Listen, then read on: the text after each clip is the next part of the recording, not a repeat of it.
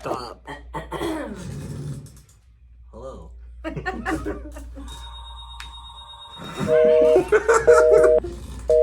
answer that?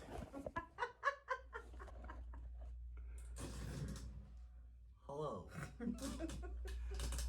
I'm Joseph, I'm Brandy. and today we are going to teach you how to properly shampoo. Shampoo seems very basic, but it's very not basic, unlike me. So what we're going to do today is teach you all the steps of how to properly shampoos, all the do's and don'ts of shampooing. So let's go knock into that right now, or should I say, let's splash into that right now. Get it? Water, shampoo. Got 'em. All right. So things that you want to remember during a shampoo is you want to get in the habit of always using barbicide on your shampoo before and after every shampoo, even if it's on your mannequin. What we're trying to do is prevent the spread of germs. Also, you don't know what goes on that shampoo bowl even when you're not there. Brandy could be walking by, cough in her hand, and then touch that sink, even though you literally just saw somebody EPA that sink, or you might have EPA'd it yourself. There's little kids that run around the shop. You know how they're always rubbing their face, getting the mocosos everywhere, and they're touching that shampoo bowl. People have funky abrasions on the back of their neck. People have those rolls on the back of their neck that has like crap in it and it's touching there, things like that. The easiest way to remember it is just to imagine every client, no matter how beautiful they are, that every client's a gross, disgusting slob, and you don't know what they did the last time they showered, anything like that. So you always want to make sure that you have that bowl ready to go. Also, because you don't know what's going on with that bowl when you're not looking, you always want to make sure it's the safest place for your clients. Anything you want to add about that subject? No. She's bringing so much to the table. All right, the next thing we're gonna do is we're gonna teach you properly shampoo techniques. I'm gonna show you how to properly wash a mannequin. She's probably gonna show you, not probably, she is gonna show you how to shampoo a real person. We asked a model to come in and to help. That model is me. So hopefully I don't get drowned. So we're gonna go out there to the shampoo area. We're gonna show you how to properly hold your mannequin in a shampoo bowl, how to shampoo a mannequin, everything like that. And then she's gonna show you all the do's and don'ts of shampooing a real life person. So if you don't have any questions, which you can't ask because you're not here, we're gonna continue out there and we're gonna go on with shampooing. Cool beans, come with us. Hello. So what we're gonna do now is demo how to start off our shampoo with our mannequin. So I'm gonna be shampooing a mannequin, and we're gonna show you all the steps, what to do, what not to do, everything like that. So step one, you're gonna come to your shampoo bowl. You're gonna already have a towel handy. You're gonna get your barbicide, and you're gonna spray down this sink. Make sure to get behind the nozzles, everything like that. Then you're gonna get a clean towel, and you're gonna wipe down your sink. You never know, like what Brandy touched on in our prior video, is you never know like who has already sat here right here. There could be black hair color. That has happened to me so many times where people don't clean and so there's color left right here. And so it never fails. It's when I have a blonde client or a light colored client and they lay down right there and there's color on the back of their head that they didn't even get color. They came in for a haircut, okay? So make sure to get that spot really good. You wanna clean the back of the bowl. Get up in here. I like to clean the handle for my protection. Clean the hose. Always clean the head of the nozzle because a lot of people are weird sometimes when they shampoo. They like to put this nozzle on the client's head. So if they're doing color or anything or bleach, it can get into that nozzle. So just to be on the safe side, you want to go ahead and clean that out. You want to clean the inside of the bowl. You want to take your lid out, Kim Corona. Clean it, make sure there's no hair. Also clean the drain in here, make sure there's no hair. And then clean the inside of the drain, clean the back of this, and place it back in here. To be double checked, if you want to, like Brandy touched on the other day, you can clean the bottom lip of the sink. Because people's hair are long, there's been multiple times that I've done like color, and there's been long pieces that I didn't get into the bowl and it's hung out and maybe got underneath that lip, things like that. People move. So just to make sure that everything's cool, clean everything right there. Okay, now we're going to talk a little bit about shampoos. There's different kinds of shampoos over here. You just got to find which one works best for your client and what you're trying to do right there. So for example, if the customer has really dry hair, we have a repair shampoo. So how do I know? I'm reading the bottle. It's telling me what it fits is, everything like that. It's also telling me that this is color safe. So not only is it a repairing shampoo for really dry, brittle hair, it's also color safe. There is this shampoo, the black seed oil. This is a hydrating shampoo, but it's also a gently cleanser. So it will cleanse the hair. It will take everything out. So I need to be a little mindful if I'm working with color on this one because you can strip the color out. We have the Infra shampoo. This is your moisture therapy shampoo. So the hair is dry. This has a lot of moisture in it. Everything will tell you on the bottles more or less what it's for. Today, what we're going to use is the BioSilk Silk Therapy Shampoo. This is just your normal everyday shampoo. It has moisture in it. It'll keep the hair nice and silky, things like that. It's not adding too much, but not taking too much away. We're going to be working with this mannequin right here. So there's not much issues going on. She's never been colored, anything like that. So we don't have to worry about stripping color or anything like that. Cool? So now we're going to demo how to physically wash the mannequin. Alright, so now we're going to learn how to shampoo a mannequin. There's two ways that you can put your mannequin in a bowl. You can get her, make sure all the hair is taken off her neck, and you can lay her flat into the bowl. You can hold her with one hand like this while you're manipulating the hose and working with everything else. But because she's a mannequin, you can also put her in the bowl. We're going to do the in the bowl method today, just so we can demo how to do the proper manipulations, how to work the hose, everything. It's kind of hard to teach using just one hand. So I feel like you are going to get more out of this if we do this method, okay? So the first thing we need to remember about a mannequin's hair is we don't want to scrub.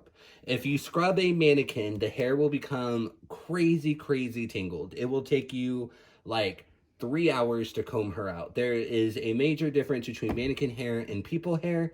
So we want to make sure that we don't scrub a mannequin, no matter what's in it. That's why a lot of the products that we use on mannequins, like the gel, everything like that, it's watered down with water. So it's easier for it to rinse out of a mannequin. That way you can just put water on it and it dilutes out. It's not because we're cheap or anything like that. It's to make your job 100 times easier when it comes to shampooing your mannequin. So you want to make sure there's no tangles, anything in the hair. You want to hold the hair nice and flat like that. I just want everybody to see for 1 minute. She looks like Carol Walker. Hey, Byron. Okay, so we got all of that. And then I want to turn on my hose. Now, how you work the hose for mannequins or people is they're either going to be pull or they're going to be push up handles. This one is a pull up. You need to understand that if you go aggressive with it and you pull it straight up, the water pressure is going to be all the way on. Therefore, this hose is going to go wild and go everywhere, or it's going to backsplash and squirt all over the place, okay? You also never want to turn it on without touching your hose, because then this is going to squirt you. So the first thing you should do is take your hose out, point it down, and then gently pull up on the water pressure. Okay, so I'm not even halfway at water pressure, and you can see how hard that is. So I want to pull it down just a little more, okay? Next thing we want to do is if you turn the nozzle to the right, it's going to be hot. If you turn it to the left, it's going to be cold. I need to find that right water temperature, okay? So how I test, and this is a straightforward question, is you test the water on your wrist, okay? So whatever you're feeling on your wrist is what your client is going to feel on their scalp. So if it's cold on your wrist, it's going to be cold for them. If it's hot on your wrist, it's going to be hot on them. So after you find that ideal temperature, what you're going to do is you're going to put the water on top and let it drizzle down. Notice that I'm not scrubbing, I'm not forcing that water to go anywhere it shouldn't be. All I'm literally doing is just wetting that hair. The less I do to it, the easier it is going to be to comb her out later on in life. Okay? So now that she's nice and saturated, what I'm going to do is I'm going to grab my shampoo. I want you to notice how much shampoo I use. a little bit. Some of y'all be putting globs on it. She is not human. She does not have a real scalp. Therefore, it's not going to do anything. We're not moisturizing her hair. She does not have a living, eating, breathing scalp. So no matter how much shampoo I use or don't use, it's not going to make a big difference. We just need to cleanse her hair. So this is good shampoo. It's already setting up. How you wash a mannequin is you pet her like a dog. You do not want to scrub the hair. Like I said, the more you scrub it, the crazier it's going to be to comb her out. I literally used maybe a dime size worth of shampoo, and look how much suds I'm getting out of here. I use my fingers as a wide tooth comb, making sure to get it all the way down to the ends. She's crazy. Look at all those bubbles. So a little bit really goes a long way. There is no need for you to using a whole handful of shampoo. It's not going to do anything but just cause a lot more bubbles. Again, if this is a real person, you always want to check the hose every single time for the water temperature because it will change drastically. Again, we're just rinsing the hair until there are no bubbles left. I'm just petting her, not scrubbing her, to make sure all the bubbles are getting out.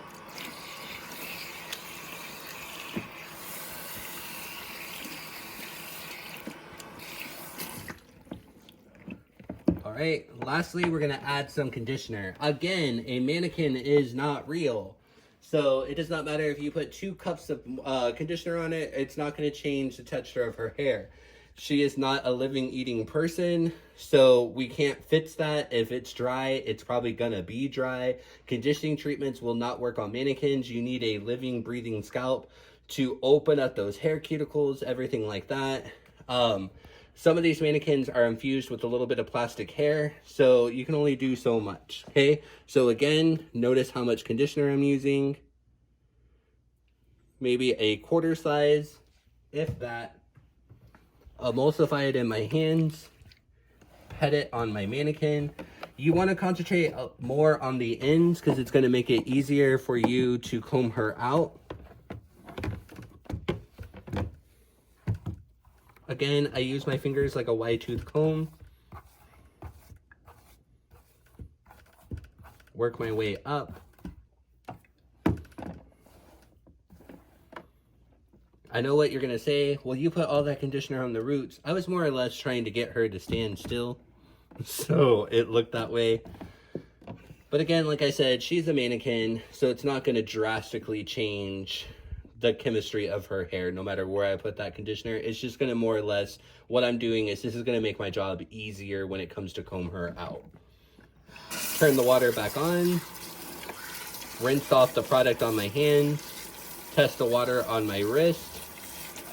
Then we're good to go. You always want to test the water on your wrist, even when you're doing a mannequin, because what you're essentially doing is developing a habit.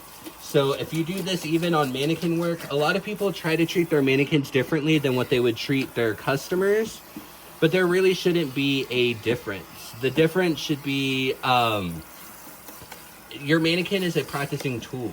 So you want to use your mannequin as practice like you would a real person.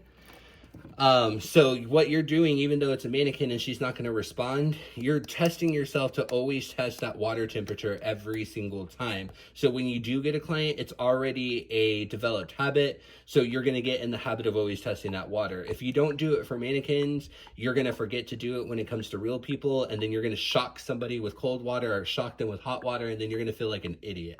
Okay. Then you're going to get a fresh towel. Again, you don't want to bunch the hair up. You don't want to scrunch it up. Again, I do a petting motion over the shampoo bowl to get most of that water out. The less I do with the hair, the easier it will be for me later on when it comes to comb her out. Then you're just going to wrap the towel around her head. Put all that hair in there. And then she's good to go. Okay, So now what I'm going to do is I'm going to repeat my steps from the first part. Is I'm going to get my my Barbicide. I'm going to spray my sink down all over again. I'm going to clean the outside of my bowl first. Get underneath that lip. Get my drain. Take all the hair out. Throw it away.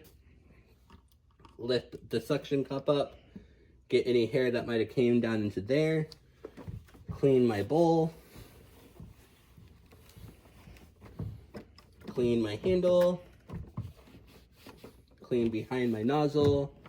Above here. Clean my drain. Place my drain back. Clean the head of my hose, because if you notice, I put it on my mannequin's head. And then clean the hose itself.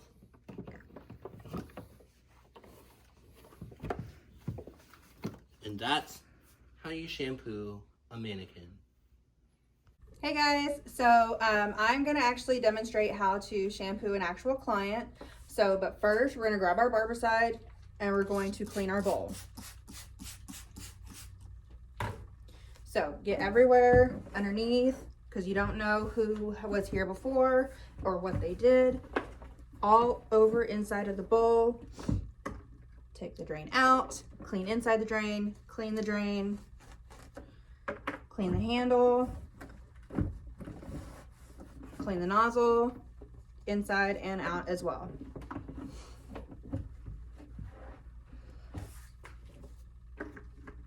All right. And just to be safe, let's go ahead and put Barbicide on the chair.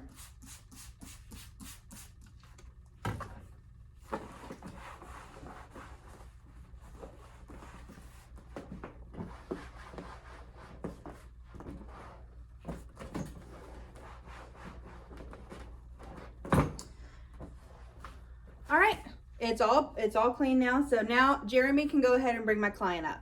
You want to come this way, sir? Thank you so much, Jeremy. That was really sweet of you. All right, as you can see, he has a hairstyling drape on. We did our neck strip, wrapped it around the front again, and we have the cloth cape. So now I'm just gonna ask him to lean back. I kind of like to guide their head back in. It can be kind of nerve-wracking. I tend to also fluff their hair up a little bit. It just helps. So again, we're going to pull the hose out, turn on our water, find what we feel is the right temperature.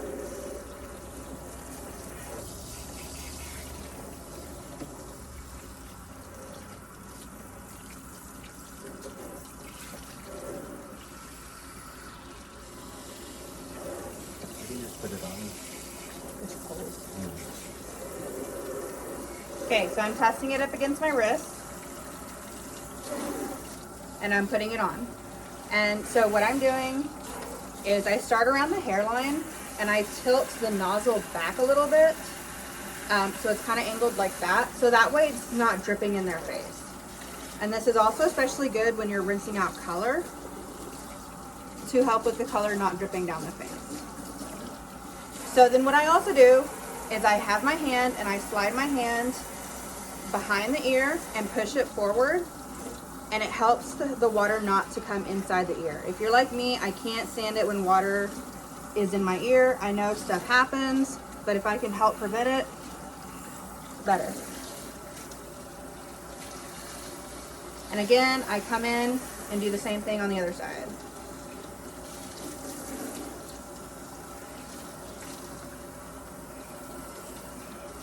You want to make sure you also get the underneath. So what I do, I hold their head up. They don't have to help. So I will physically say, I'm good. You don't need to help me. And I have the nozzle pointed down and I'm rubbing up against the nape of their neck to make sure I get all the water up underneath there.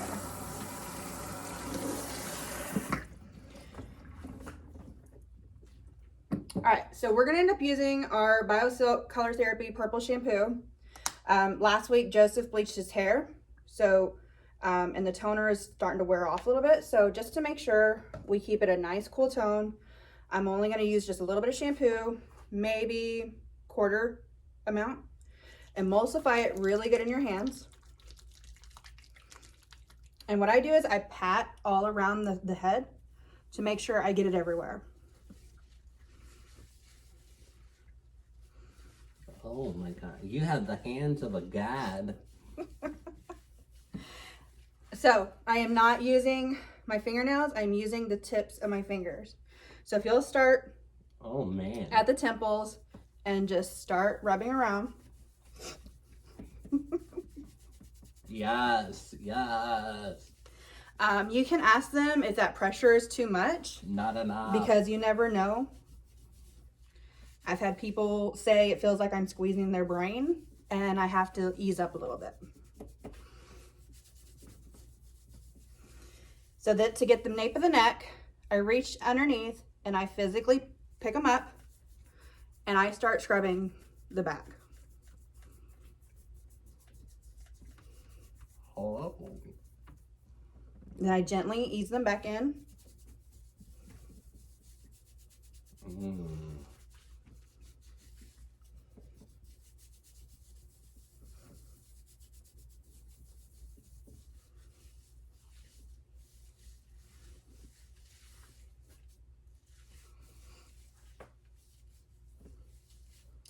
All right, again, we're gonna pull the hose out, turn on our water, rinse my hands, and test it up against my wrist. Then apply it. Is that water temperature okay? Perfect. I always ask them every time I turn it on because it can change. The nozzle might move, you never know. So I tend to start on one side, work with the hairline, try making sure I don't get it inside the ear.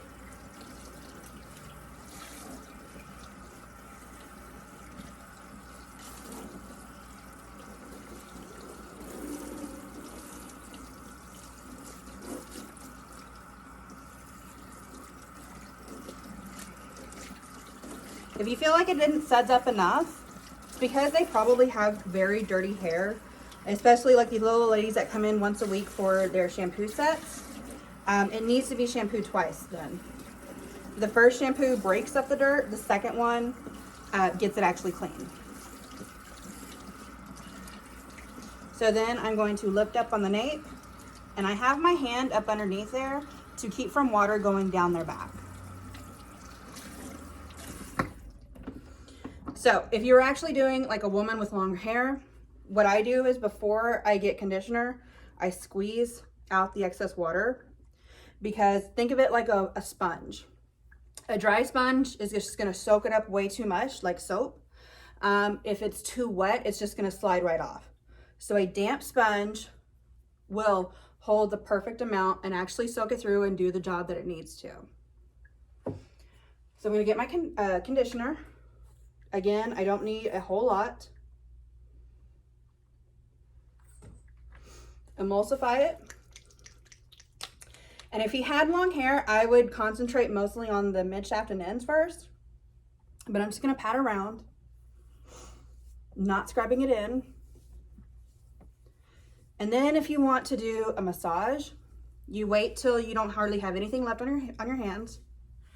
And then you can start your massage, because you're gonna be rubbing up against their scalp and you don't really want conditioner weighing down their scalp.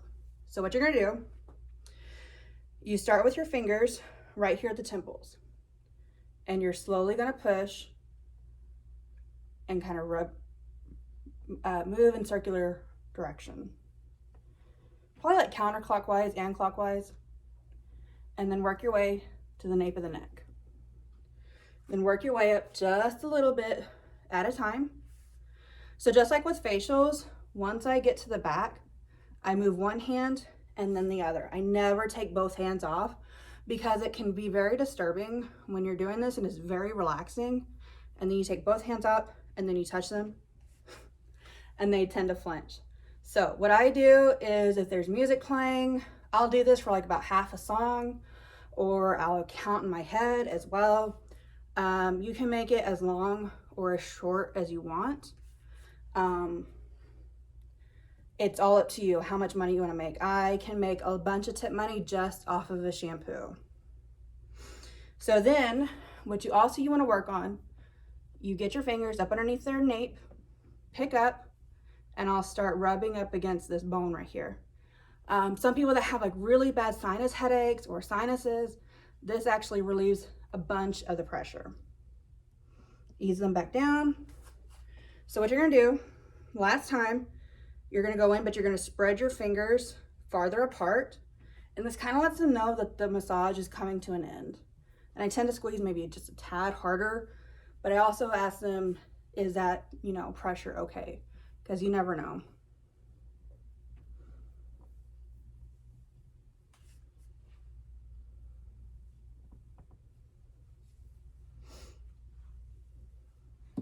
All right, pull the hose out. Turn on that water. Test it up against your wrist.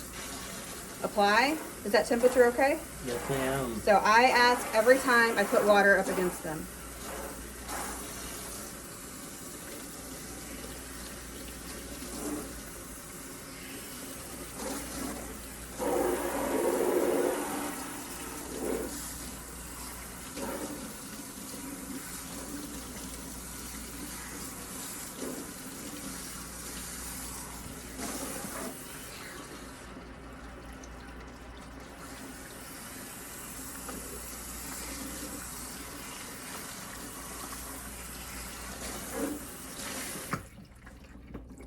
All right, then I'll squeeze the excess water out as well. So if by chance they accidentally get water in their ear, which it happens, I lay the towel down, I hover it above their ears, and then I'll stick my fingers in and get all the excess water out. And then I will rub the water off behind their ears. That actually goes a long way. Some people, they can't stand it and they'll start dripping, and then they have water running down their face because it's been in their ears. And then I just wipe it down, or wipe the hair down. All right, go ahead and sit up. I help them sit up. Then what I do, if you don't know how to do the turban wrap, you get their towel, just like you were doing a chemical drape, just like this. Lay it across their back, and then if they have long hair, lay it to the side, tuck it into the hair. That way they're not sitting there holding their towel walking to their station. Again, if you don't know how to do the turban, this helps a lot. So then we can ask our client, okay, I will meet you right back at our station. I need to clean our bowl. Where's that Jeremy? So what you're gonna do next, clean, get all the hair out, throw it in the trash, get up underneath, make sure there's nothing up underneath. EPA. Spray the chair as well.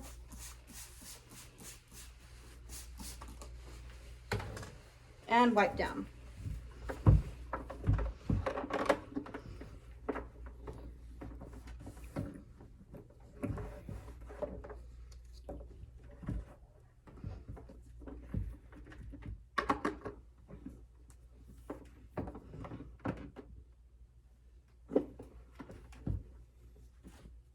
And don't forget to wipe your chair down as well.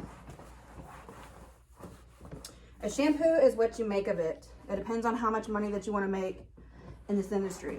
Like I said, a shampoo, the tips that I've made off of a shampoo has literally paid car payments before, because I was only making tips at certain places.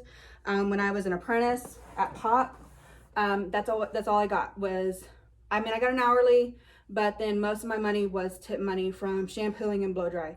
And I kid you not, I made $50 off of several shampoos. They would tip money, and then they would tip me $50 just for the shampoo. All right, so now that you saw the proper way to shampoo, now we learned that we sanitize before and after every single client, even our mannequins. We showed you how to do proper manipulations, how to shampoo, how much shampoo you should be using, what kind of shampoo types you should be using, everything like that. Like Brandy said before, the most important part is what you make of the shampoo. I've always said this before, it sets the bar for the rest of the service. So if you give a really great shampoo, they're excited. They already know that you're in that gate, that you know what to do. They probably can't wait for you to start working your hair magic. If you give a really mediocre shampoo, like you're using like soft hands and you're using your nails and you're being aggressive, or you're doing what I call like the slap hand where they're just like, and you're done. Then they're already scared. They're scared to see what and it doesn't matter how good of a hairstylist you are. It's all about first impressions. To me, the shampoo is almost like the handshake. So it's showing them that like a good handshake is nice, nice firm hold, things like that. You just feel that reassurance that that person knows what they're doing. So like I said, make sure you give a good shampoo because that's going to open a lot of doors. Anything else you want to add on the subject of shampooing? I mean, if you're somebody like me, that's probably my favorite part of getting my hair done is the shampoo.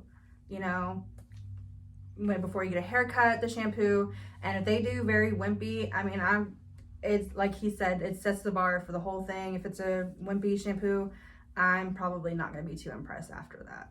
So I'm picky and high maintenance with my hair, I guess. You heard it here first. She's a princess. All right, guys. Well, thank you for tuning in. Hopefully, well, you don't have a choice. We'll see you next time.